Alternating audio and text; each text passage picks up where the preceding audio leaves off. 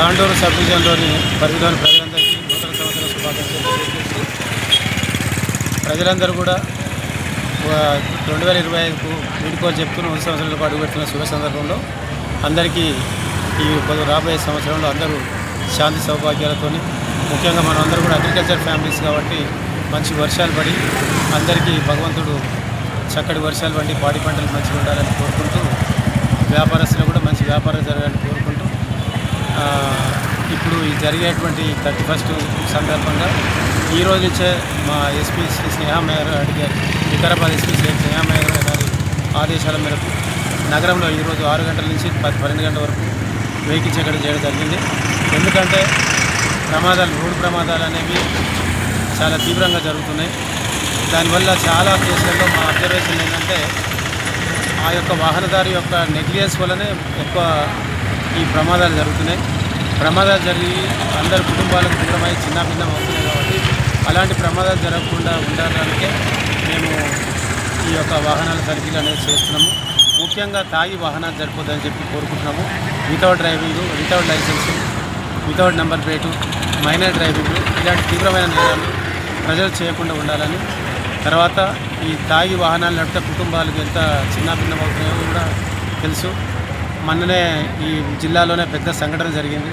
ఎన్నో కుటుంబాలు రోడ్డు మీద పడ్డాయి. కాబట్టి ఏ కుటుంబం కూడా రోడ్డు మీదకి రావద్దని కూడా మా పోలీసుల యొక్క ప్రథమ కర్తవ్యం. కాబట్టి మేమందరం మిమ్మల్ని హరాస్మెంట్ చేయడం కాదు, మీ అందరి మంచి కొరకే మేమందరం కూడా చెక్ చేస్తూ మీలో కూడా ఒక మార్పు తీసుకురావాలని కోరుకుంటూ ఈ వాహనాలు చేస్తున్నాం. మీరు కూడా పోలీసులు సూచించినటువంటి ఈ నిబంధనల్ని పాటిస్తూ చట్టాన్ని గౌరవిస్తూ మీ కార్యక్రమాలు చేసుకోవాలని కూడా కోరుకుంటూ మరోసారి తాండూరు నియోజకవర్గ ప్రజలందరికీ కూడా నూతన సంవత్సర శుభాకాంక్షలు తెలియజేస్తూ మీ అందరూ కూడా పోలీసు తరఫున ధన్యవాదాలు తెలియజేస్తుంటారండి. అది ఏదైతే చట్టం ఏదైతే కల్పించిందో దాని ప్రకారం ఎంత తాగితే అంత జైలు శిక్షలు ఉంటున్నాయి, ఫైన్లు ఉంటాయి. ఇక అవన్నీ రెగ్యులర్గా మనం జరిగే ప్రొసీజరే. దాని ప్రకారం కాకపోతే రేపు ఎక్కువ చెక్ పోస్ట్ ఏర్పాటు చేస్తాము.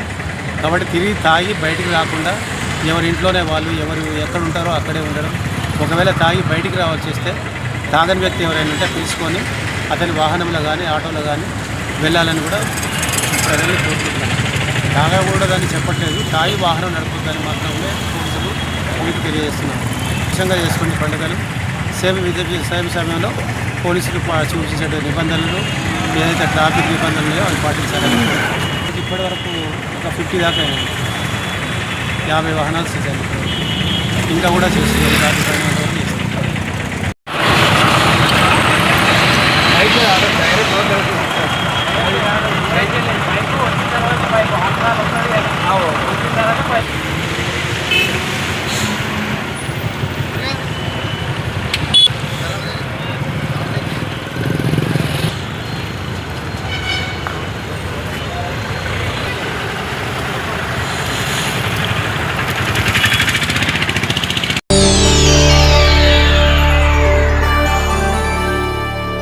చేయండి, షేర్ చేయండి. కోసం ఛానల్ ని సబ్స్క్రైబ్ చేయండి.